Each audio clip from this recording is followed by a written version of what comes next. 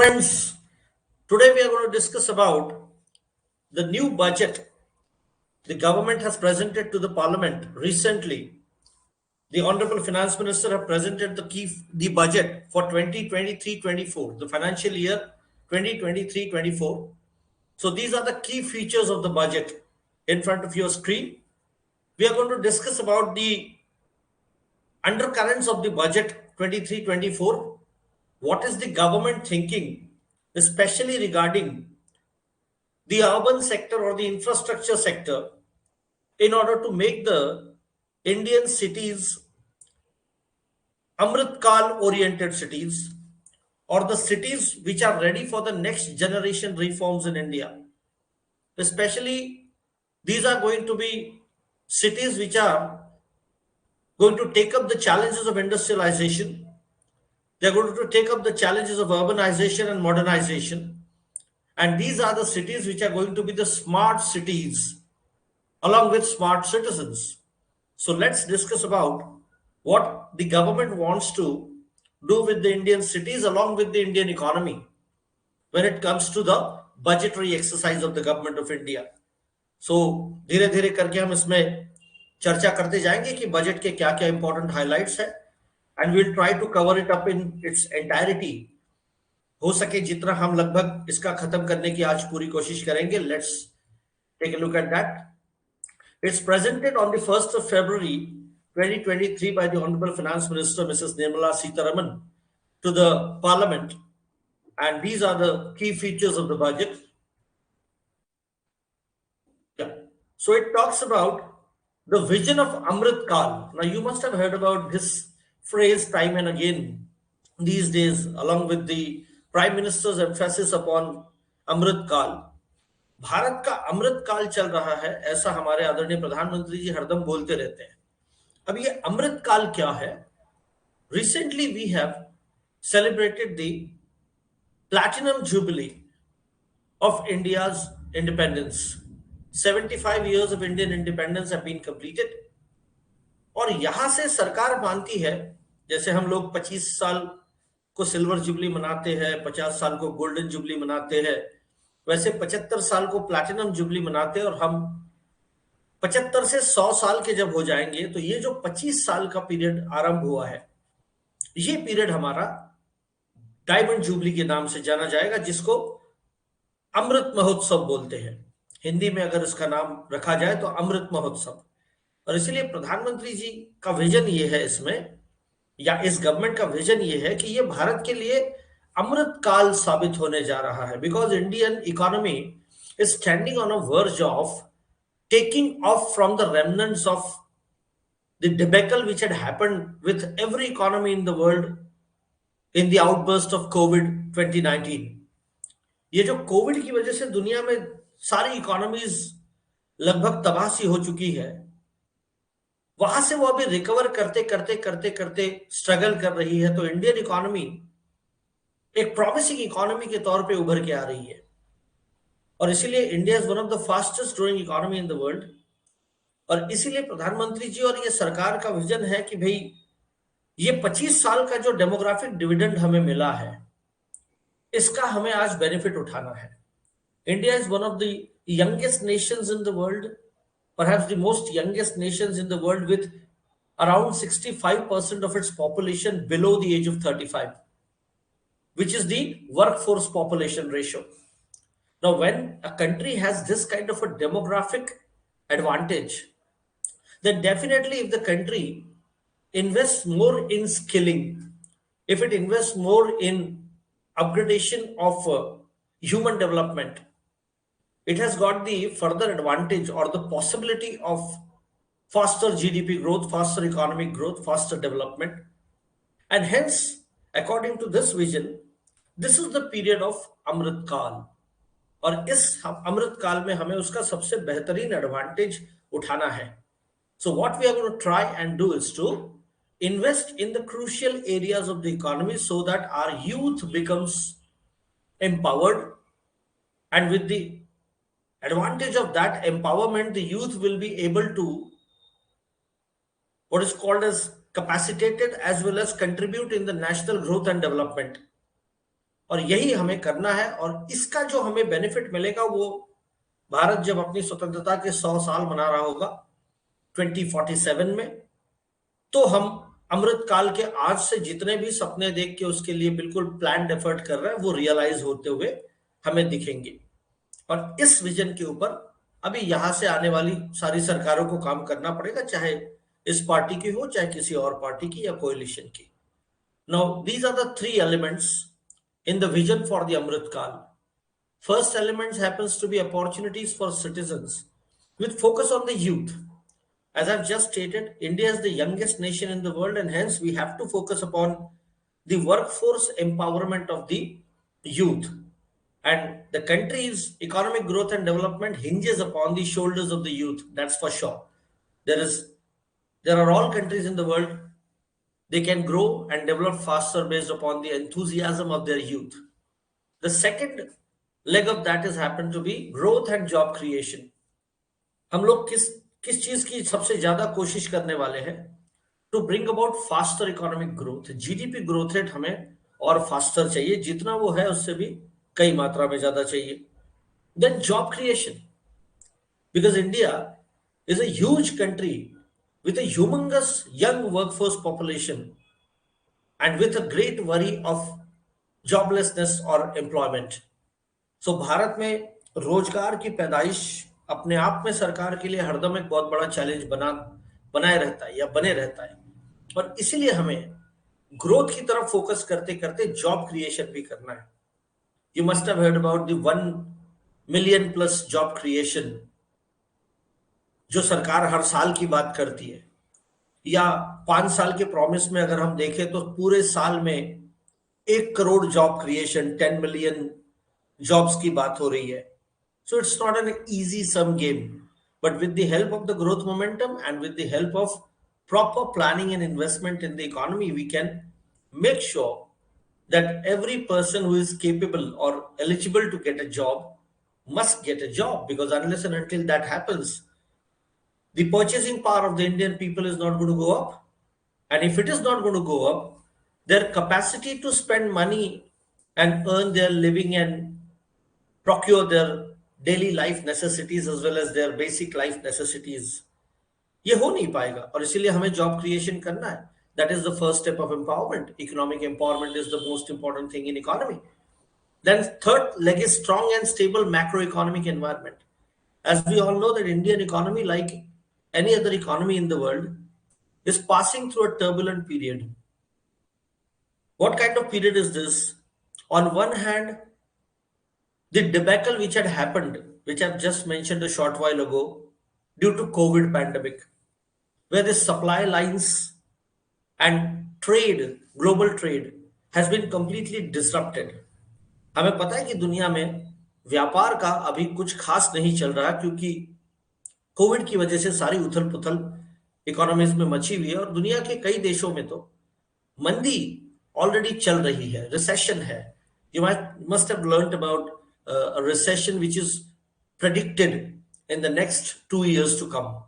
पूरी दुनिया में मंदी के बादल छाए हुए हैं, और इसलिए एक स्टेबल मैक्रो इकोनॉमिक एनवायरनमेंट जरूर नहीं है। उसका दूसरा एक रीजन भी है कि यूक्रेन और रशिया का जो युद्ध चल रहा है, और बाकी देशों में जो टेंशन चल रहे between Israel Palestine, between Pakistan India, between China and US, the trade war for that matter, इसकी वजह से दुनिया में इकोनॉमिक एनवायरनमेंट ना ही स्ट्रांग रहा है ना ही स्टेबल रहा है। And that is why the government aims at bringing about a strong and stable macro economic environment by trying to insulate Indian economy as much as possible from the global turbulences. And that is what is the vision, the third leg of the vision for Amrit Kal. Now the Honorable Finance Minister have mentioned about the Saptarishis. हमें पता है सप्तऋषि आकाश में 7 तारे होते हैं जिनसे एक वो जो फिगर बनता है जिसको हम सप्तऋषि बोलते हैं, जो एक साथ हरदम आकाश में दिखाई देते when there are clean skies. इसकी उपाधि को लेके हमने अपनी 7 प्रायोरिटीज को क्लियर किया है। यहाँ पे क्या प्रायोरिटीज रखी है ऑनरेबल फाइनेंस मिनिस्टर ने, तो let's take a look at that. सप्त ऋषिज की पहली प्रायोरिटी बन जाती है। एक तो मिडल में आ जाता है अमृत काल, ये तो बताने की जरूरत नहीं है क्योंकि हम अमृत काल ऑलरेडी आरंभ हो चुका है, मतलब आने वाले 25 साल हम इसी अमृत काल में जीने वाले हैं। तो पहला है inclusive development.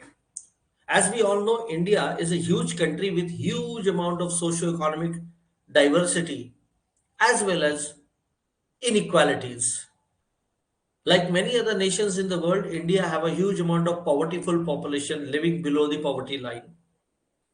And due to many reasons whatsoever, we can say that the Indian growth story or the saga of Indian growth and development has not been so inclusive as it was anticipated to be. Bharat के विकास की जो गाथा रही है वो बहुत ज्यादा समावेशी गाथा नहीं रही है। भले ही हमने हमारी पूरी प्लानिंग पीरियड में कोशिश पुरजोर ढंग से की है कि हम ज्यादा से ज्यादा विकास को समावेशी बनाए, समाज के ज्यादा से ज्यादा वल्नरेबल सेक्शंस को, तबकों को हम अपने विकास की इस गंगा में साथ में ले और उनका भी उसमें भला हो। लेकिन due to many problems in India, maybe of a structural nature of the society, where the society is hierarchical, caste based, religion based, maybe because of the administrative corruption, maybe sometimes because of the lack of political will, inclusivity still remains a distant dream. Even though most of the governments, be at the center or at the states, have been constantly trying to bring about inclusivity at the anvil or the center stage. And hence, the first pillar happens to be, or the first rishi happens to be, inclusive development. Now, this is a damn necessity because unless and until we are able to create inclusive development, whatever development will be there will not be sustainable enough. अगर हम सर्वसमावेशी विकास नहीं करते तो इसका मतलब बनता है कि जो कुछ भी विकास होगा वो चंद लोगों के लिए कॉन्सेंट्रेटेड हो जाएगा। और अगर ऐसा हो जाता है, विकास की मुख्य धारा से अगर समाज का एक बहुत बड़ा तबका, मेजॉरिटी दूर रहते हैं, तो फिर समाज में इसके बारे में असंतोष रहती है, प्रक्षुब्धता रहती है, जिसकी वजह से देश का लॉ एंड ऑर्डर बिगड़ सकता है, देश की शांति भंग हो सकती है, और ये हमें किसी भी कीमत पे नहीं करना है। इसलिए इंक्लूसिव डेवलपमेंट सरकार का एक मेजर पिलर है। देन दूसरी बात आती है reaching the last mile. Now, India is again a huge nation with many hinterlands remaining in the rural areas, in the jungles. ऐसे कई लोग हैं भारत में, हजारों लाखों लोग होते हैं जनसंख्या के, जो remotest of the part of the country में रहते हैं, चाहे नॉर्थ ईस्ट का अरुणाचल प्रदेश का बॉर्डर लाइन एरिया हो, चाहे जम्मू कश्मीर में लद्दाख में आपको अपर हिमालयन रेंजेस में रहने वाले गांव वाले लोग हो। इन सब तक आपको विकास की गंगा को पहुंचाना है। इसका ये ऑब्जेक्टिव है, reaching the last mile. That means where the poorest of the poor people in the country lives, we have to take development to them rather than waiting for they to come towards the developed areas. So the government wants to ensure that the government's reach towards the last mile is to be guaranteed. और इसलिए सरकार का ये भी कोशिश है कि भाई आप आखिरी आदमी तक पहुंचो, समाज के सबसे बैकवर्ड और रिमोट इनएक्सेसिबल एरियाज तक पहुंचो। ये दूसरा पिलर बन जाता है। फिर तीसरी बात आती है यूथ पावर की। I have just spoken about that. Having a demographic dividend like this is quite mind boggling because India is reaping this dividend now. Bharat के पास दुनिया की सबसे बेहतरीन यूथ पावर आज अवेलेबल है। आने वाले 50 सालों के बाद शायद वो थोड़ी सी पिक्चर बदलेगी, क्योंकि जब हमारा पॉपुलेशन ग्रोथ रेट स्टेबलाइज होना शुरू हो जाएगा तो हमारा एल्डरली पॉपुलेशन ग्रो करेगा, यूथ पॉपुलेशन रिलेटिवली स्टेबलाइज हो जाएगा। लेकिन आज हमारे पास दुनिया का सबसे बेहतरीन वर्कफोर्स हो सकता है हमारी youth power. If we can invest money and skill them properly, they will be more than able to take up their pie in the 21st century opportunities of this Amrit Kal. और इसीलिए youth power की बात की है इसमें। Next pillar happens to be the financial sector. As we all know that India is also a country where there is less financial inclusivity. मतलब हमारे पास financial assets और फाइनेंशियल इंस्टीट्यूशंस के साथ एसोसिएशन ज्यादातर जनता का था ही नहीं, या कई बार तो आज भी नहीं है। आपको याद होगा, when this government took over, the honorable prime minister started the pradhan mantri jan dhan yojana. That is a classic example of financial inclusivity. तो हमें फाइनेंशियल सेक्टर में फाइनेंशियल इंक्लूसिविटी तो करना ही करना है, ज्यादा से ज्यादा लोगों को फाइनेंशियल सर्विसेज के एम्बिट के अंदर लाना ही लाना है। लेकिन हमारे देश के फाइनेंशियल सेक्टर आर्किटेक्चर में रिफॉर्म्स भी करना है, ज्यादा से ज्यादा formalisation of the Indian economical financial situation हो, ये भी हमें करना है, और इसके ऊपर ये फाइनेंशियल सेक्टर का पिलर काम करेगा। Next move on. Green growth की बात हो रही है, next pillar happens to be green growth. As we all know, currently the entire world is being troubled by the menace of climate change and global warming. And at regular intervals, the world community leaders keep on meeting each other at multilateral forums, and where they discuss about the possible mitigating measures to curb climate change and global warming. Especially, we have to try hard and try to keep the global temperature, उसको बढ़ने ना दे हम 2 degree centigrade से ज्यादा, 1.5 degree centigrade से ज्यादा, इसको हमें कंटेन करना है। अब ये कैसे करेंगे? On one hand you have to ensure that there is faster economic growth and development. इसके लिए आप बहुत बड़े पैमाने पे इंडस्ट्रियलाइजेशन करोगे, बिजली की खपत होगी, हाइड्रोकार्बन्स की खपत होगी, और जब ये होगा तो फिर ग्लोबल वार्मिंग इमिशंस की वजह से और बढ़ जाएगा, तो फिर इसको भी नहीं होने देना है। इसीलिए जो भी ग्रोथ करना है उसका ग्रीनिफिकेशन करना है। मतलब क्या? Climate friendly growth model. As you may be well aware about the honourable prime minister's promise at the international level, where he have promised that India will migrate to a net zero emission country by 2070। 2070 तक हमें एक net zero carbon emissions का nation बनना है, और इसके लिए हमें एक लॉन्ग टर्म एजेंडा पे काम करना पड़ेगा, जिसको हम ग्रीन ग्रोथ का एजेंडा बोलते हैं। Where on one hand we are not compromising on the growth promise, but on the other hand we are trying to minimize as much as possible or nullify the detrimental impact of growth on environment, because human being is also a part of environment. ये एक major pillar बन जाता है। Then अगला pillar आता है unleashing the potential.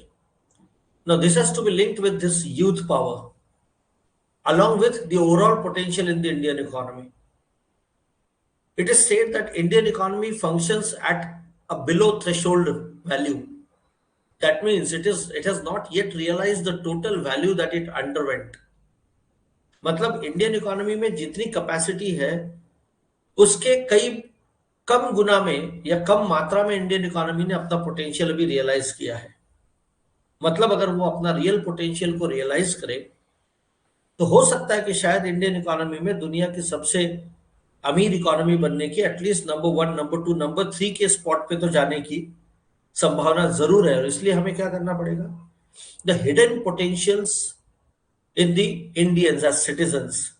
At the same time, different sectors of the economy, with agriculture, the primary sector, industry, the secondary sector, and then service sector, the tertiary sector. We have to try and bring about the maximum out of these sectors is to unleash their potential by also doing the same with the people working in those sectors. So first we have to unleash the potential of the sector, and for that sectoral growth is needed, and for that we need to unleash the potential of the people associated in that sector. So unleashing the potential का मतलब ये होता है अपनी पूरी capacity पे काम करने की एक किस्म की एनवायरनमेंट बना देना, इसको बोलते हैं अनलिशिंग द पोटेंशियल।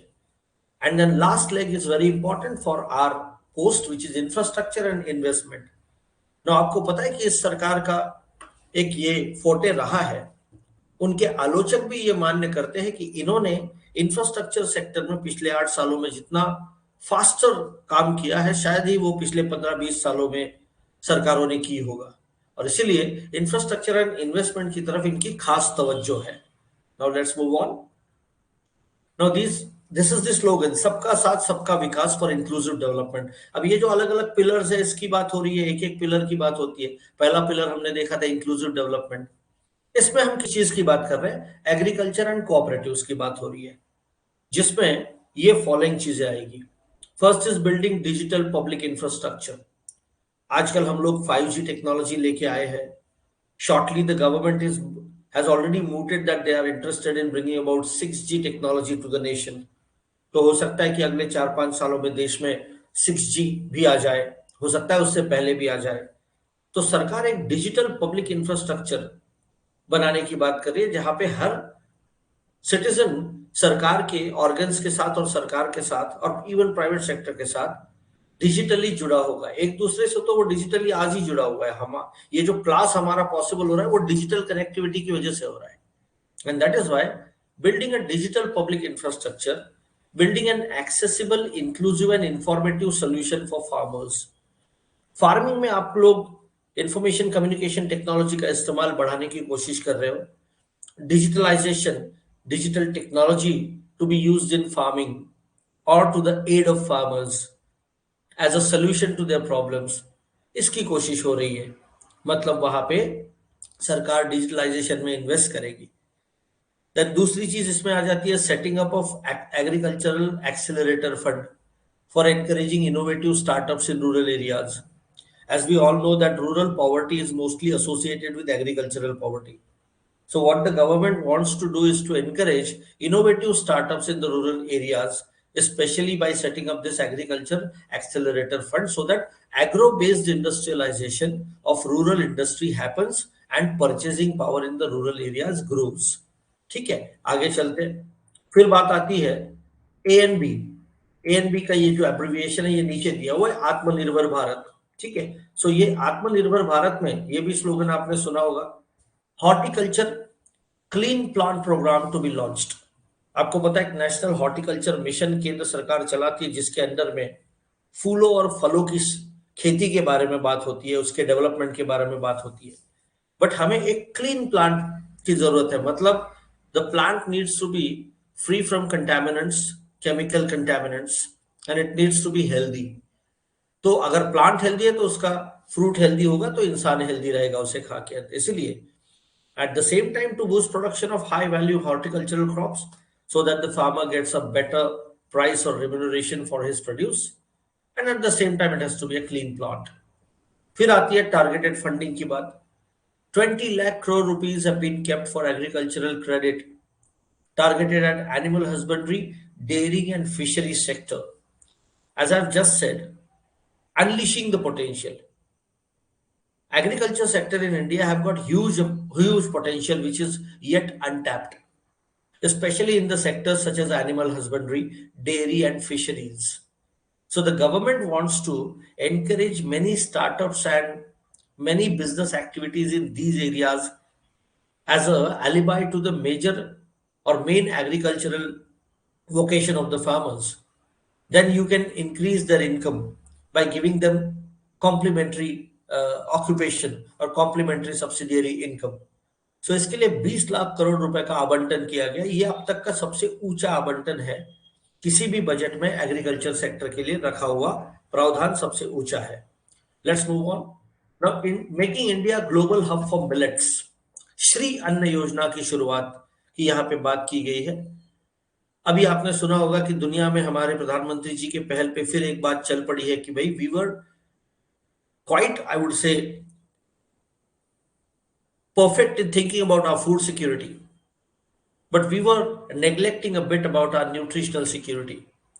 मतलब हम अन्न सुरक्षा की बात करते करते न्यूट्रिशन या पोषण के सुरक्षा की बात शायद भूल गए, और इसीलिए हमारे प्रधानमंत्री जी ने इंटरनेशनल लेवल पे भी ये बात उठाई और नेशनल लेवल पे भी ये बात उठाई कि भाई ये मिलेट्स, सीरियल्स, पल्सेस, इनका जो हमारे आहार में इनकी जो कमी हो रही है, हम लोग जंक फूड ज्यादा खाने लगे हैं, उससे लाइफ स्टाइल डिसऑर्डर्स होने लगी है और न्यूट्रिशनल सिक्योरिटी कॉम्प्रोमाइज हो रही है।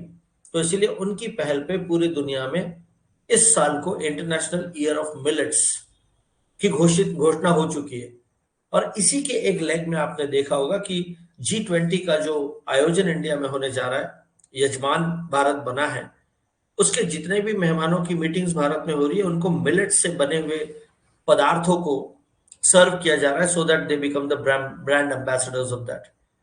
तो ये एक अपने आप में बहुत बड़ी पहल है, इसीलिए सरकार ने श्री अन्न योजना की शुरुआत की है। support to be given to the Indian Institute of Millet Research, Hyderabad, for promoting research in millets.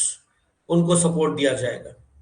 आगे की बात हो रही है setting up of widely available storage capacity. It will enhance farmers remuneration by enabling sale at appropriate times. क्या होता है हमारे देश में, कभी भी कोई उपज आ जाती है तो उसकी कीमतें, अगर वो जो उपज एकदम ज्यादा आ जाती है तो नीचे गिरती है, और फार्मर्स के पास स्टोरेज नहीं होता, इसलिए उनको डिस्ट्रेस सेल में जाना पड़ता है. तो अभी सरकार ने स्टोरेज कैपेसिटी रैंप अप करने की ठानी है, और उन्होंने कहा है कि भाई अगर ये फैसिलिटी फार्मर को दे देते हैं तो फार्मर एक सही समय पे अपनी उपज को बेच के अच्छा रिम्यूनरेशन कमा पाएगा. This is what they are trying to do. अब ये कुछ स्टैटिस्टिक्स है. मोर क्रेडिट टू एग्रीकल्चर, कैसे कैसे एग्रीकल्चर का क्रेडिट बढ़ा है. अगर लाख करोड़ की बात करें तो फाइनेंशियल ईयर 2015 में ये लगभग 85 था. तो फाइनेंशियल ईयर 2022 में आते आते ये 186 लाख करोड़ तक पहुंच गया. इसका मतलब अब तक इसमें इतना इजाफा हुआ है. We can see that there is a continuous increment in the outlay for agriculture. Credit की अगर बात करें, then record food grain production की अगर बात करें तो पिछले साल का जो हमारा फूड ग्रेन प्रोडक्शन है, पिछले साल का मतलब जो फाइनेंशियल ईयर चल रहा है, क्योंकि अभी 22-23 खत्म नहीं हुआ है, वो 31 मार्च को खत्म होगा. तो वो जो हमारा प्रोडक्शन है अब तक का टैली आ रहा है 320 मिलियन टन का. ये अपने आप में सबसे बड़ा कीर्तिमान है, 320 मिलियन टन. और कई लोगों का ये मानना है कि भारत का पोटेंशियल इससे भी कहीं ज्यादा है. Let's move on with some other things. फिर सबका साथ सबका विकास में हम लोग इंक्लूसिव डेवलपमेंट में हेल्थ का एक वर्टिकल देखते हैं. इसमें क्या होने जा रहा है, because we are a huge country again with a population which is vulnerable to health elements and problems. तो इसमें हम लोग क्या करने जा रहे हैं, बिकॉज हमें नेक्स्ट जनरेशन हेल्थ इंफ्रास्ट्रक्चर के साथ रेडी रहना पड़ेगा. Not just because we have been badly hit by a global pandemic, वो तो है उसका reason, because we have been exposed of that, but हमें अदरवाइज भी हेल्दी नेशन बनना होगा. उसके सिवा वेल्दी नहीं बना जा सकता. So health is wealth first. तो फिर सरकार क्या करने की सोच रही है इसमें, 157 new nursing colleges to be established the country wide, because we know that number of hospitals are becoming are expanding. सरकार खुद हॉस्पिटल्स बनाने की बात करती है, तो फिर उसके लिए पैरामेडिक स्टाफ की जरूरत होती है, तो उसके लिए हम नर्सिंग कॉलेजेस को ज्यादा बनाएंगे. फिर दूसरी बात हुई है sickle cell anaemia elimination mission to be launched. You may be knowing that especially in the central part of India and in some packets of northeast, ये सिकल सेल एनीमिया की प्रॉब्लम बहुत है. ये एक किस्म का कैंसरस टाइप ऑफ सेल हो जाता है जिसके ऊपर अभी तक कोई फुल प्रूफ दवाई नहीं निकली है, और इसकी वजह से सेंट्रल इंडिया में कई लोगों की मौतें हो जाती है. और अनफॉर्चुनेटली ये जेनेटिकली ट्रांसमिटेड डिसऑर्डर है जो अगली पीढ़ी में भी चली जाती है, और वो भी उनकी जिंदगी में सफर करते हैं. तो इसके लिए हम एक नेशनल मिशन लॉन्च करने वाले इसके एलिमिनेशन के लिए. फिर इसमें बताया गया new programme to promote research in pharmaceuticals to be launched. As we all know that lifestyle disorders and different viral disorders are on the rise.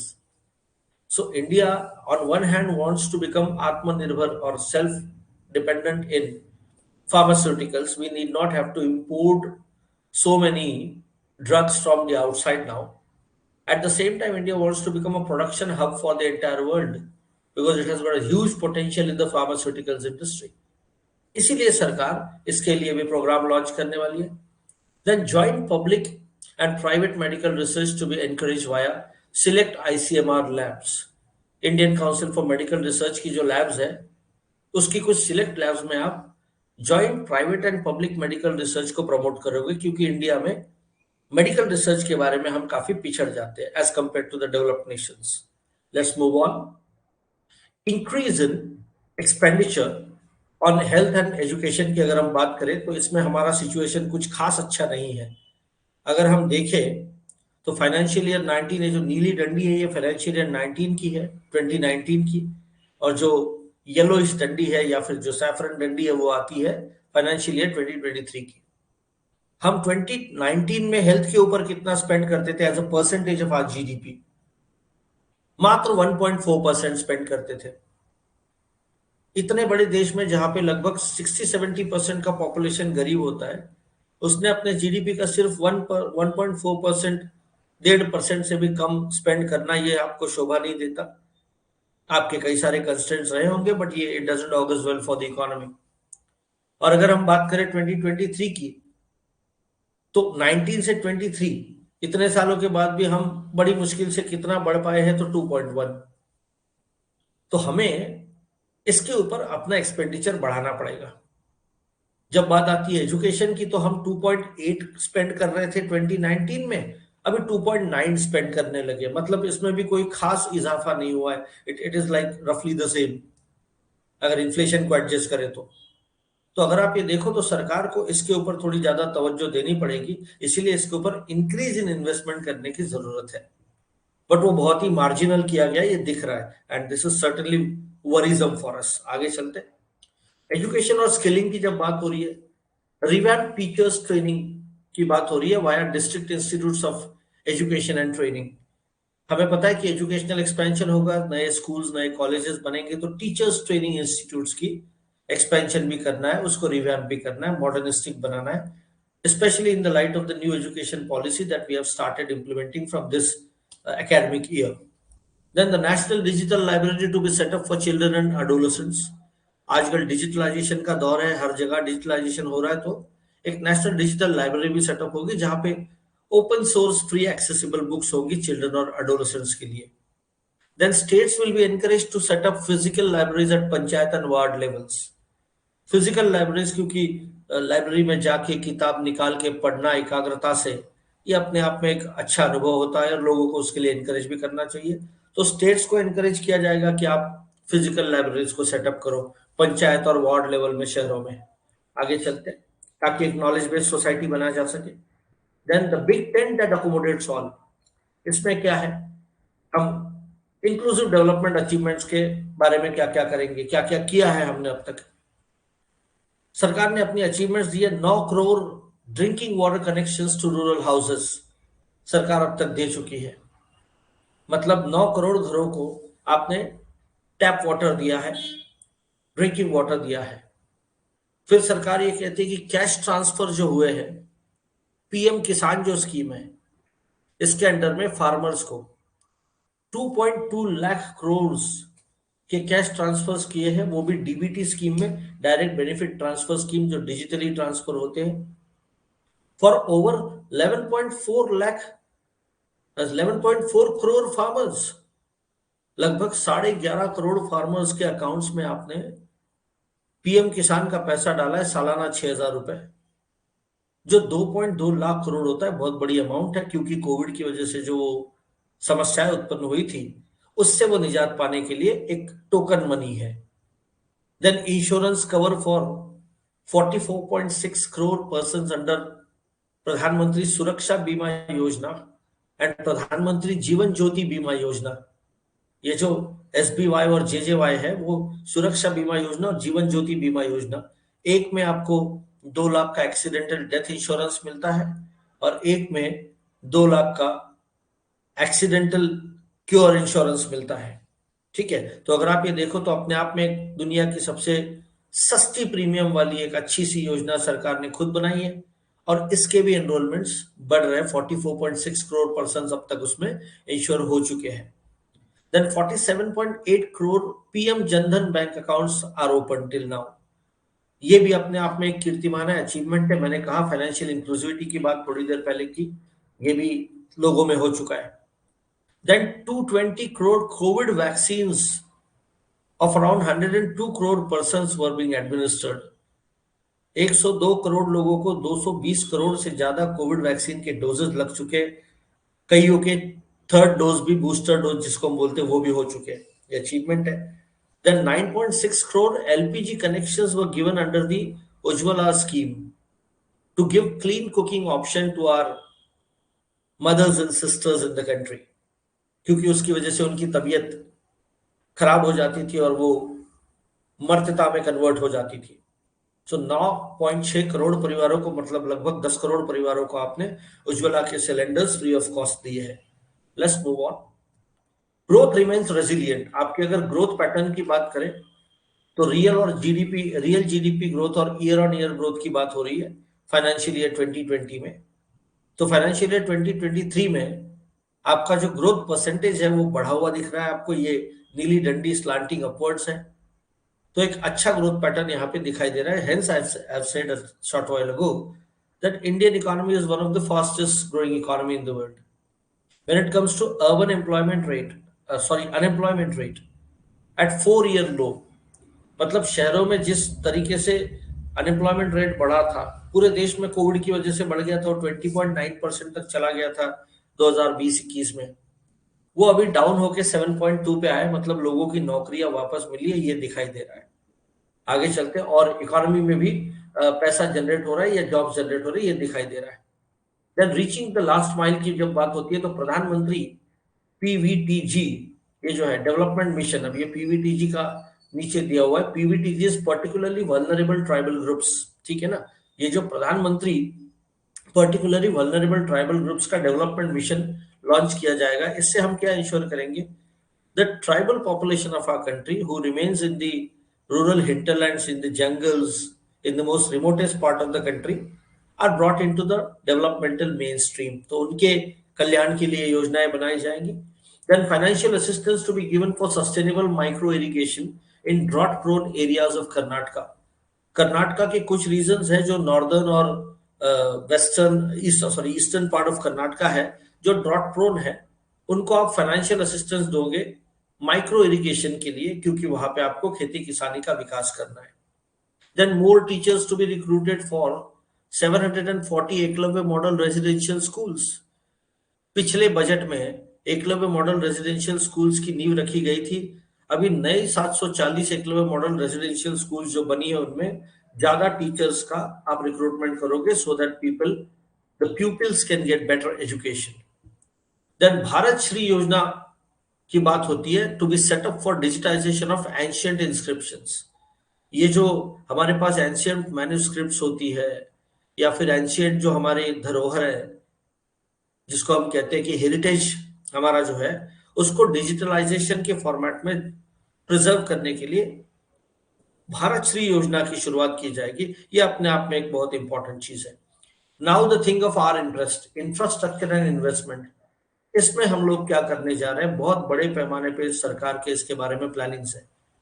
First is that incentives to boost investment in infrastructure and productive capacity.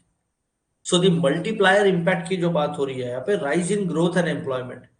मतलब हम infrastructure में जैसे ही ज्यादा से ज्यादा investment को encourage करने वाले हैं, वैसे ही उससे जॉब्स भी बनेंगे, तो एम्प्लॉयमेंट बढ़ेगी और इकोनॉमिक एक्टिविटी इंटेंसिफिकेशन होने की वजह से देश में हायर जीडीपी ग्रोथ रेट भी होगी और उसकी वजह से फिर इन्वेस्टेबल सरप्लस आएगा जो हम इंफ्रास्ट्रक्चर में डाल सकते हैं और उससे फिर एम्प्लॉयमेंट जनरेट होगी।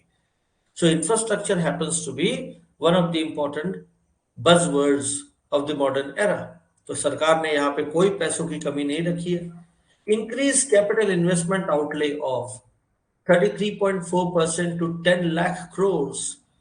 सरकार का जो केपेक्स है, इसको केपेक्स बोलते हैं, कैपिटल एक्सपेंडिचर, ये 10 लाख करोड़ का एकदम से जिसको कहते हैं बड़ा अमाउंट दे दिया है, जो कि पिछली बजट की तुलना में देखा जाए तो 33.4% ऑफ द टोटल आउटले यहाँ पे आपको दिखाई देता है, which is a very healthy amount.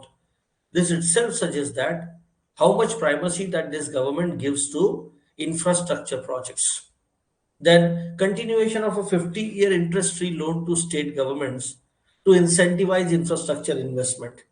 तो आपको पता है कि इंफ्रास्ट्रक्चर में लॉन्ग टर्म इन्वेस्टमेंट की बात होती है एंड देन स्टेट गवर्नमेंट्स की माली हालत कुछ इतनी खास नहीं होती, इसीलिए उनको आपको इंसेंटिवाइज करने के लिए 50 साल के इंटरेस्ट फ्री लोन्स को आप कंटिन्यू करने वाले हो, so that they will be encourage to go for infrastructure development. फिर बात आती है highest ever capital outlay of 2.4 lakh crore for railways. आपको पता है अश्विनी वैष्णव साहब जो हमारे रेलवे मंत्री है देश के, उनको प्रधानमंत्री ने स्पेसिफिकली ये टास्क सौंपी है कि आप रेलवेज का बिल्कुल रिवैम्प करो। रेलवेज का एज ओल्ड जो अवतार है वो बदल के हमें एक मॉडर्निस्टिक दुनिया की सबसे बेहतरीन रेल सेवा बनानी है। जिसमें आप पब्लिक प्राइवेट पार्टनरशिप्स और बहुत बड़ा बड़ा बढ़िया बढ़िया जिसको कहते हैं इंफ्रास्ट्रक्चर, आपने सुना होगा देश के 100 बड़े रेलवे स्टेशंस को मॉडर्नाइज किया जाएगा, वर्ल्ड क्लास रेलवे स्टेशंस बनाए जाएंगे। अगर हम बात करें महाराष्ट्र की तो उसमें नागपुर का नंबर है, उसमें मुंबई का नंबर है, सीएसटी का बात है। तो ऐसे बड़े बड़े जो रेलवे स्टेशन हैं इसको भी आप मॉडर्नाइज करेंगे। फिर रेलवे की सेवाओं को आप अलग अलग वैरायटीज से लैस कर रहे हो। जैसे आपने सुना होगा तेजस एक्सप्रेस, वो एक लग्जरियस एक्सप्रेस के तौर पे सक्सेसफुल हो रही है। तो रेलवेज के लिए अब तक का सबसे बड़ा कैपिटल आउटले रखा गया है 2.4 लाख करोड़ का, because Indian railways happens to be the lifeline of Indian mobility. The most commonest of the common people, along with the rich and poor, they all travel with grace in the Indian Railways. So they deserve more comfort from the Indian Railways, better facilities and services from the Indian Railways. And for that, we require a huge amount of capital influx, which the government has provided with this outlay. At the same time, it has kept private sector investment window always open. तो इसीलिए ये अपने आप में एक अच्छी बात है।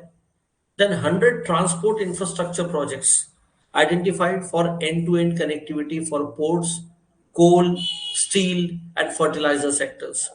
हमें पता है कि इसका जो ट्रांसपोर्ट है ये बहुत बड़े पैमाने पे हमें करना है। हम लोग इसके इंपोर्ट्स भी करते हैं और एक्सपोर्ट्स को भी हमें प्रमोट करना है।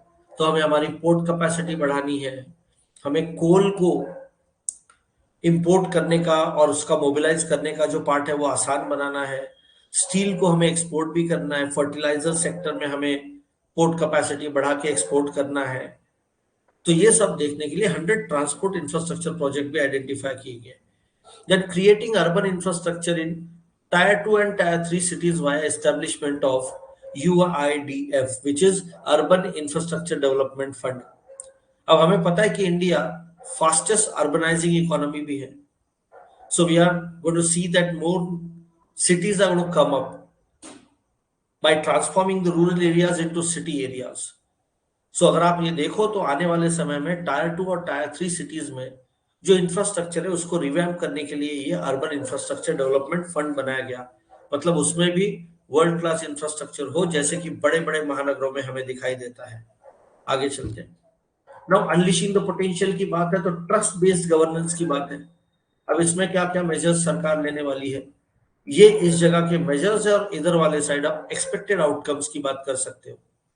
तो मेजर में पहला मेजर आता है making artificial intelligence in India. 3 specialized AI centers to be set up in educational institutions. Now again modern era is known for that era of artificial intelligence. दुनिया के डेवलप्ड नेशंस में इसका इस्तेमाल करके इकोनॉमिक डेवलपमेंट काफी अच्छी की गई है। तो इसके लिए भी कोशिशें होगी इंडिया में। हम लोग 3 centres, specialised centres educational institutions में एआई के लिए बनाएंगे। उसका एक्सपेक्टेड आउटकम क्या होगा? AI based solutions in agriculture, health, sustainable cities ये निकल के आएंगे।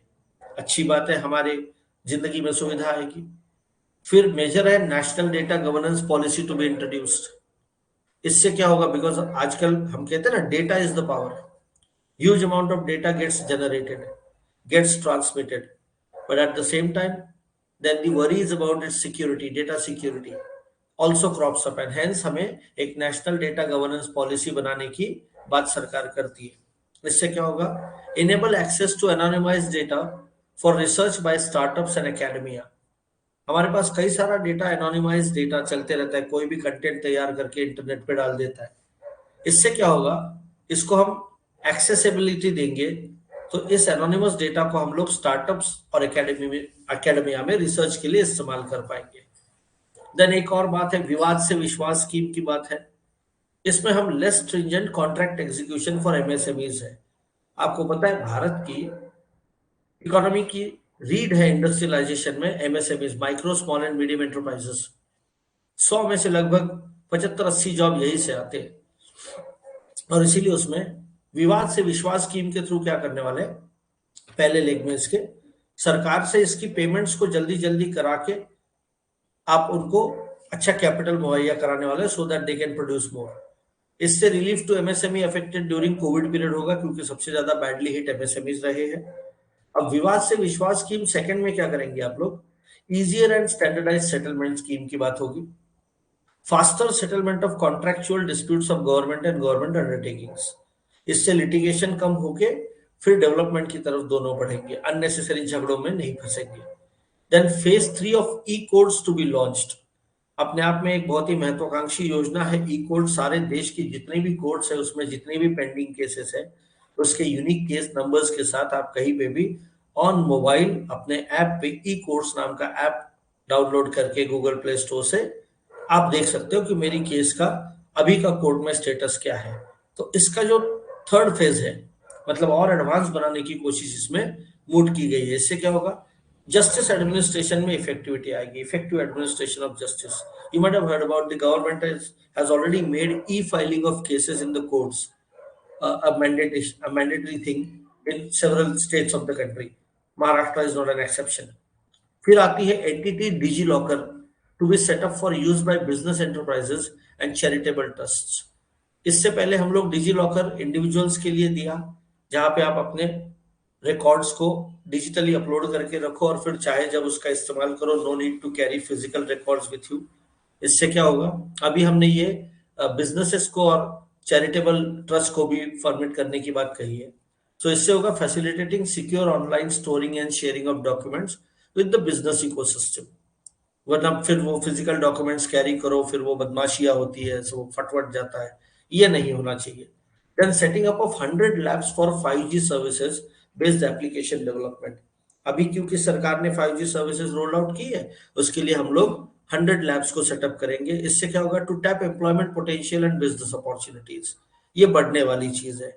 Then R&D grant for lab grown diamonds sector, हम लोग आजकल इसमें काफी आगे जा रहे हैं क्योंकि हम लोग डायमंड सेक्टर में दुनिया एक लीडिंग इकोनॉमी ऑलरेडी इंडिया को जानती है और इसलिए इससे हम क्या करेंगे, to reduce import dependency by encouraging domestic production. हम लोग रॉ डायमंड्स को बुलाते हैं और उसको फिर तराश के फिर दुनिया में बेचते हैं और उसका फिर पैसा हमें महंगा पड़ जाता है। तो इसलिए हम लोग लेबोरेटरी ग्रोन डायमंड्स की बात कर रहे हैं जिससे हम इंपोर्ट की डिपेंडेंसी कम करेंगे और डोमेस्टिक प्रोडक्शन को एनकरेज भी करेंगे। Let's move on. अब ग्रीन ग्रोथ की बात आती है तो ग्रीन ग्रोथ में ये कई सारी चीजें हैं, we have to move in fastly with that. PM Pranam की बात हो रही है, पीएम प्रणाम टू बी लॉन्च्ड। इससे क्या होगा, will incentivise states and UTs to promote usage of alternative fertilisers, मतलब केमिकल्स से ज्यादा ऑर्गेनिक फार्मिंग की तरफ जाएंगे। फिर आएगा ग्रीन क्रेडिट प्रोग्राम, इसमें to be notified under the EPA to incentivise sustainable actions, मतलब हम लोग ग्रीन एक्शंस के लिए क्रेडिट देंगे like solar power plant in the field, ठीक है। फिर बात आती है सस्टेनेबल इकोसिस्टम डेवलपमेंट, इसमें हम मिष्टी की बात करते हैं, इसका एब्रिविएशन नीचे दिया होगा, Mishti is this mangrove initiative for shoreline habitats and tangible incomes. आपको पता है कि ये जो मैंग्रोव इकोसिस्टम होती है जो समंदर के किनारे सलाइन इकोसिस्टम में जैसे वेस्ट बंगाल सुंदरबंस में है, उसको हम लोग ऑपरेट करने की कोशिश कर रहे हैं ताकि मैंग्रोव प्लांटेशन कोस्ट लाइन पे बढ़े ताकि जो लैंड डिग्रेडेशन होता है वो कम हो। फिर बात आती है Amrit Dharohar to be implemented for optimal usage of wetlands. Wetlands convention को, रामसर कन्वेंशन को इंडिया सिग्नेटरी है, ये हमारा कर्तव्य है कि हम हमारी वेटलैंड्स को बचाएं, इसलिए ये किया जा रहा है। अदर इनिशिएटिव्स में 10,000 बायो इनपुट्स रिसोर्स सेंटर्स आप सेटअप करोगे to facilitate farmers to adopt natural farming. Promotion of battery energy storage systems, ये हम करने वाले जिससे कि आप वो हाइड्रोकार्बन को कम यूज करोगे। Then promotion of coastal shipping for energy efficient transportation, मतलब हम लोग कोस्टल एरियाज में शिपिंग के माध्यम से ट्रांसपोर्टेशन करेंगे ना कि रास्ते के अलावा हाइड्रोकार्बन्स का एनर्जी को छोड़ के। Then funds to be allocated for replacing old polluting vehicles. आपको पता ही है पिछले बजट में ही स्क्रैपेज पॉलिसी की बात की गई थी, गडकरी साहब ने उसको डिक्लेयर किया था कि भाई हम लोग 15 साल पुरानी गाड़ियों को फेज आउट करेंगे, जो काम अभी चल रहा है। फिर इधर की बात आती है 500 new waste to wealth plants बनेंगे to be established under the Gobardhan scheme for promoting circular economy, है ना। मतलब गोवर्धन स्कीम जो लास्ट बजट में सरकार ने घोषित की थी, इसमें हम लोग 500 नए वेस्ट टू वेल्थ प्लान्स बनाएंगे, वेस्ट से वेल्थ बनाने की बात करेंगे सर्कुलर इकोनॉमी के लिए। रीयूज, रिसाइकल, क्या कहते हैं उसको, रीमेक, ये सब चल रहा है। ठीक है, आगे चलते हैं। नाउ अमृत पीढ़ी, यूथ पावर की जब बात आती है कि ये अमृत पीढ़ी है, ये यूथ पावर है, अमृत काल में जी रही है। इसमें प्रधानमंत्री कौशल विकास योजना 4.0 विल बी लॉन्च्ड, जिसमें आप लोग कवर करोगे new courses like coding, artificial intelligence, robotics, 3D printing etcetera. इससे क्या होगा, इस क्षेत्र में हमारा वर्कफोर्स बढ़ेगा और दुनिया में इसकी डिमांड बढ़ेगी, तो हमारे लोगों को दुनिया के जॉब्स भी मिलेंगे और देश में भी हम इसके ऊपर इंडस्ट्री खड़ी कर पाएंगे। सो हमारी पीढ़ी को अच्छे हाई पेड जॉब्स अगर हमें देने हैं, तो नेक्स्ट जनरेशन टेक्नोलॉजी के कोर्सेस उनको देने पड़ेंगे। वो प्रधानमंत्री कौशल विकास योजना 4.0 से हम करेंगे। फिर बोला गया measures to boost tourism sector, at least 50 destinations to be selected through the challenge mode to develop as a complete package for domestic and foreign tourists. Now, tourism is one sector where it is said that India has yet not been able to completely tap its potential. So there is a huge amount of untapped potential remaining for you. So ऐसे 50 कम से कम destinations हम लोग बनाने वाले हैं, जहां पे कि वर्ल्ड क्लास फैसिलिटीज के साथ डोमेस्टिक और फॉरेन टूरिस्ट को हम आमंत्रण देंगे, वो खींचे चले आए, इतनी बढ़िया फैसिलिटीज हम वहां पे देंगे, क्योंकि टूरिज्म में बहुत बड़ा पोटेंशियल ऑफ जॉब क्रिएशन है। Then states will be encourage to set up their unity malls for promotion and sale of ODOP, one district one product, GI and handicraft products. आपको पता है हर रेलवे स्टेशन पे ये ODOP का एक stall लगा दिया गया है अभी। हर डिस्ट्रिक्ट की अपनी कुछ ना कुछ खासियत है, रूरल एरिया की, शहरी एरिया की, उसके प्रोडक्ट्स बेचने के लिए रहने चाहिए, उसका शोकेसिंग होना चाहिए, और इसीलिए केंद्र सरकार ने ये ओडीओपी बनाया हुआ है। देन जीआई टैग मिलता है, जोग्राफिकल इंडिकेशन टैग मिलता है हैंडीक्राफ्ट प्रोडक्ट्स को, एक्सेट्रा एक्सेट्रा। इनका भी मार्केटिंग प्रॉपर करने के लिए हमने ये सब काम किया है।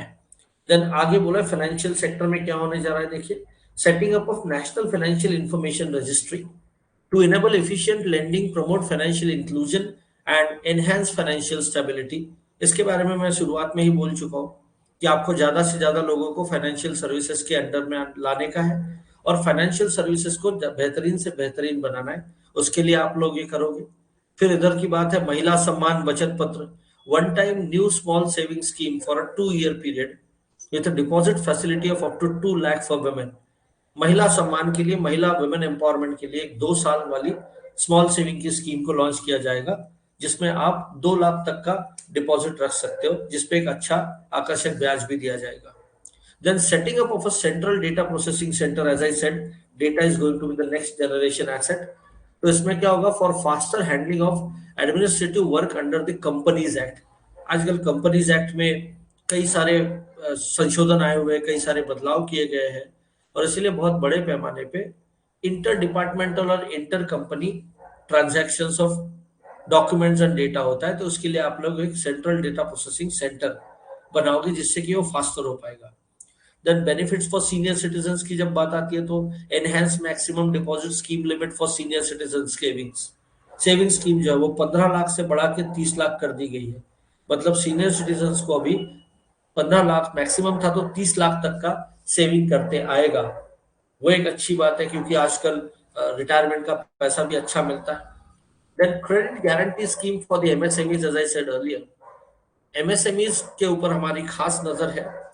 It expanded the corpus under a revamp scheme to enable additional collateral free guaranteed credit of 2 lakh crore rupees, क्योंकि एमएसएमई में सबसे ज्यादा रोजगार बनने की पॉसिबिलिटी है, इसलिए हम लोग उसको बहुत एक अच्छा आउटले दिया है। देन अदर इनिशिएटिव्स की बात करें, तो initiatives to promote business activities in GIFT city, IFSC, Gujarat industrial and finance tech city जो है, आईएफएससी जो बनी हुई है, वैसे अलग अलग स्टेट्स में आपको गिफ्ट सिटीज बनानी है या फिर आईएफएससी बनानी है, इंटरनेशनल फाइनेंशियल सर्विस सेंटर्स जिसको बोलते हैं IFSC. Then create more trained professionals in security markets via award of educational certificates. आपको पता है क्या, सरकार की कोशिश है कि ज्यादा से ज्यादा लोग शेयर मार्केट में पार्टिसिपेट करें, इन्वेस्ट करें मनी, तो उसके लिए आपको प्रोफेशनल्स लगेंगे, तो उनके लिए सर्टिफिकेट कोर्सेज लॉन्च किए जाएंगे। जब आप फिस्कल मैनेजमेंट की बात करते हो, सरकार अपनी फिस्कल मैनेजमेंट कैसे करने जा रही है, 50 year interest free loans to states, अभी इससे पहले ही हम देख चुके हैं, to be spent in capital expenditure. States को कैपिटल एक्सपेंडिचर के लिए 2023-24 में 50 साल तक के इंटरेस्ट फ्री लोन्स दिए जाएंगे ताकि उनकी जो capacity to invest in capital assets है वो बढ़े, जिससे कि रोजगार का सृजन भी होगा। Part of the loan is conditional on states increasing actual capital expenditure and parts of the outlay will be linked to states undertaking several reforms. इसमें दोनों चीजें करने जा रहे हैं, स्टेट्स का केपेक्स भी बढ़ाना है और इकोनॉमिक रिफॉर्म्स भी उनसे करवा लेनी है, जो कि एक long term growth of the economy के लिए जरूरी होते हैं। फिर आप फिजिकल डेफिसिट की अगर बात करें, which is nothing but a gap between the income and the expenditure of a country, वो 3.5% का जो आपका ग्रॉस स्टेट डोमेस्टिक प्रोडक्ट है, ये स्टेट को अलाउ किया गया। और 0.5 tied to power sector reforms है, मतलब आपको पावर सेक्टर रिफॉर्म्स के लिए भी स्टेट्स को पुश करना है, क्योंकि इंडिया का पावर एपेटाइट बढ़ रहा है। जब फिजिकल कंसोलिडेशन की बात करें तो टारगेटेड फिजिकल डेफिसिट जो है वो बिलो 4.5 2025-26 तक हमें करना है, क्योंकि अभी वो थोड़ा सा बढ़ा हुआ है, 6.5 के थोड़ा आगे है, क्योंकि कोविड के दौरान सरकार को काफी खर्चा करना पड़ा है, उससे थोड़ा सा फिजिकल डेफिसिट पूरी दुनिया के देशों का बढ़ा है, हमारा ही कोई एक्सेप्शन नहीं है इसमें। बट सरकार इसको फिजिकल डिसिप्लिन में लाने की पूरी कोशिश करेगी। आगे चलते हैं। Indian economy backed by strong macro economic fundamentals, ये कुछ ग्राफिकल चीजें हैं जिसमें बहुत ज्यादा जाने की हमारे पोस्ट के लिए जरूरत नहीं है, सो आई डोंट थिंक कि we should go much into this. Union government on the path of fiscal consolidation, ये बात कर चुके हैं हम लोग। जीएसटी कलेक्शंस मंथली बढ़ रहे हैं कंटिन्यूअसली, 1.4 लाख करोड़ के आसपास, 1.5 लाख करोड़ के आसपास मंथली हो रहा है, तो अपने आप में एक अच्छी साइन है, क्योंकि जैसे जीएसटी कलेक्शन बढ़ता है मतलब वो इकोनॉमिक डेवलपमेंट, इकोनॉमी रिबाउंड हो रही है, उसका वो सिंबल माना जाता है। तो अच्छी बात है कि हम कोविड से बाहर निकल रहे हैं। Increase capital expenditure of union government, वो मैं ऑलरेडी आपको बता चुका हूँ, 4 टाइम्स इंक्रीज फाइनेंशियल ईयर 16 की तुलना में की जाए तो 2024 में 4 टाइम्स इंक्रीज हुई है। 10 लाख करोड़ का हम लोग केपेक्स करने वाले हैं। Then asset quality in banks की अगर हम बात करें, is improving with lower NPAs, banks के जो एनपीएस है वो इंप्रूव कर रहे हैं। मार्च 2020 में 8.2% का एनपीए था, जो सितंबर 2022 तक आके 5% पे आ गया, which is a good sign. Then जब आप सफिशिएंट फॉरेन एक्सचेंज रिजर्व्स की बात करते हैं तो इंडिया के फॉरेन एक्सचेंज रिजर्व्स काफी हद तक बढ़े हैं। हाल फिलहाल में तो वो $600 बिलियन से भी आगे गए हैं, which is an all time high. Then अगर हम बात करें डब्ल्यूपीआई रिटेल इन्फ्लेशन की या डब्ल्यूपीआई इन्फ्लेशन की, तो इन्फ्लेशन भी टेप डाउन हो रहा है, महंगाई से थोड़ी निजात हमें जरूर मिल रही है, लेकिन कुछ चीजों की महंगाई बढ़ रही है, that's also cause of worry.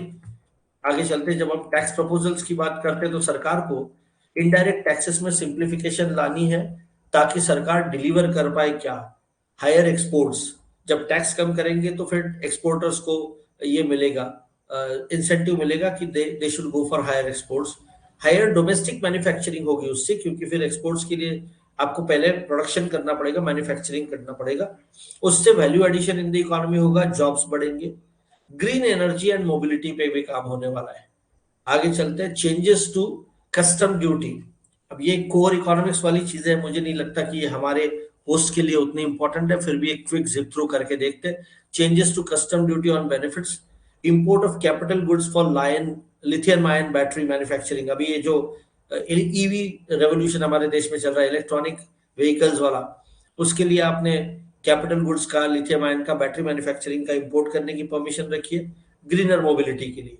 Then import of mobile camera lens, deepening value addition, है ना, क्योंकि आजकल हाई हाई डेफिनेशन कैमराज आ गए मोबाइल में भी, तो वो भी हमारी डेवलपमेंट करनी है हमें, उसमें भी अपनी इंडस्ट्री को आगे बढ़ाना है। Then denatured ethyl alcohol for chemical industry, chemicals में इस्तेमाल करने के लिए इथिल अल्कोहल डी नेचर्ड हमें करना है। Then key inputs for producing shrimp feed, more marine exports. As I said, fisheries की तरफ इस सरकार का बहुत ध्यान रहेगा, क्योंकि फार्मर की इनकम डबल करनी है और उसको एक सब्सिडियरी इनकम भी देना है, तो आपको फिशरीज की तरफ काम करना है, उस पर आप ये काम करोगे। Seeds for manufacturing lab grown diamonds बोल चुके हम लोग।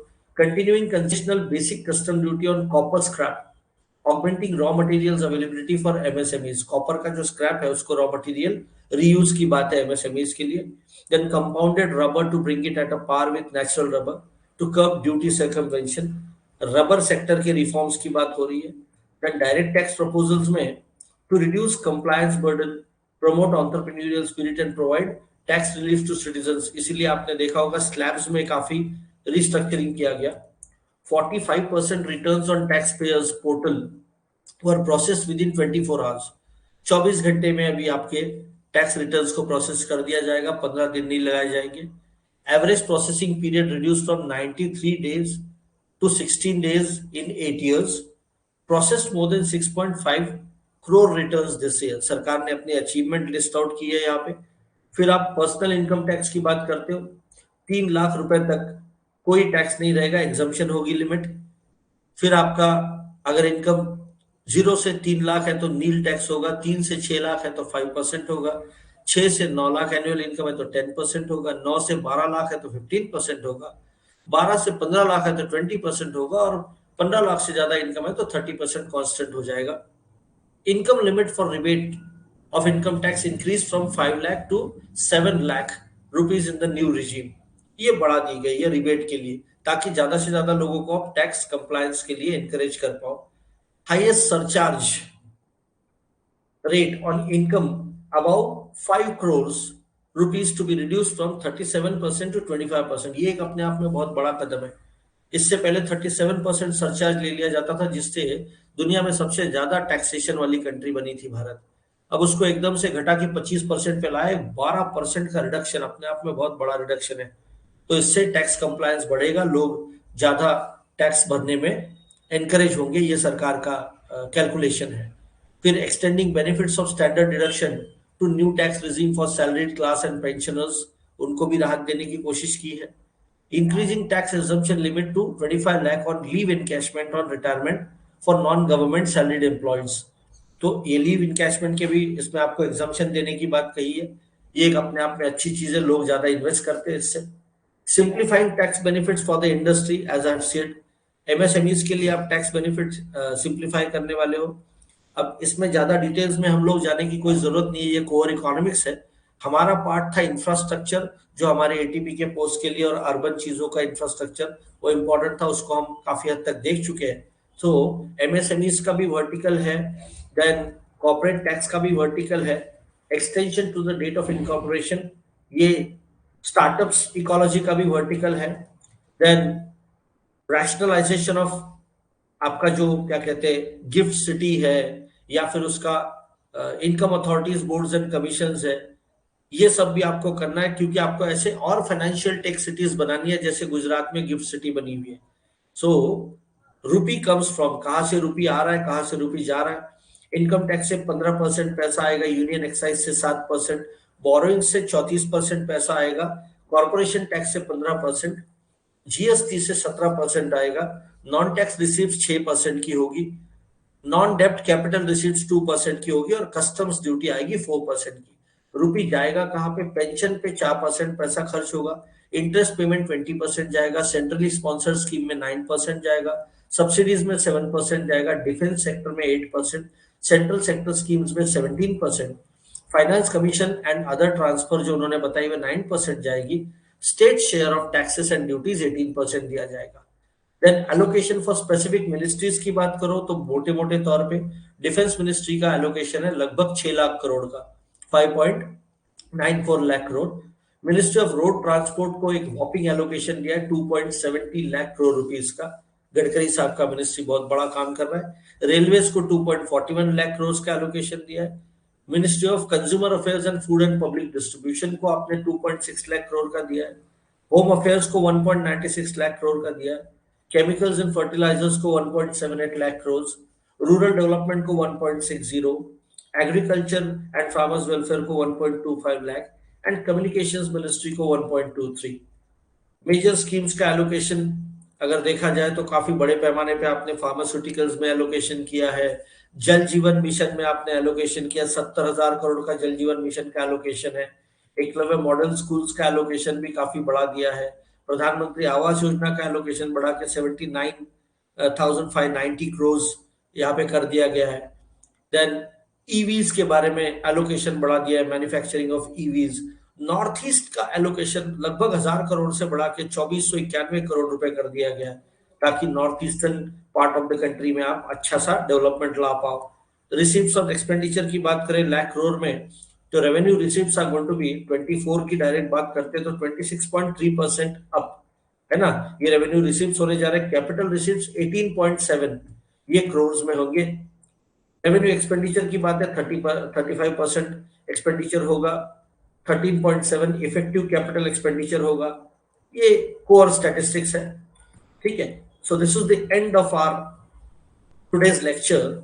I hope in the fast run through this budgetary exercise, I tried to make you understand as many things as possible, and हमारे दोस्तों को ये काम आएगा ऐसी आशा करता हूँ, अपेक्षा करता हूँ। Thank you very much. Goodbye. शबा खैर।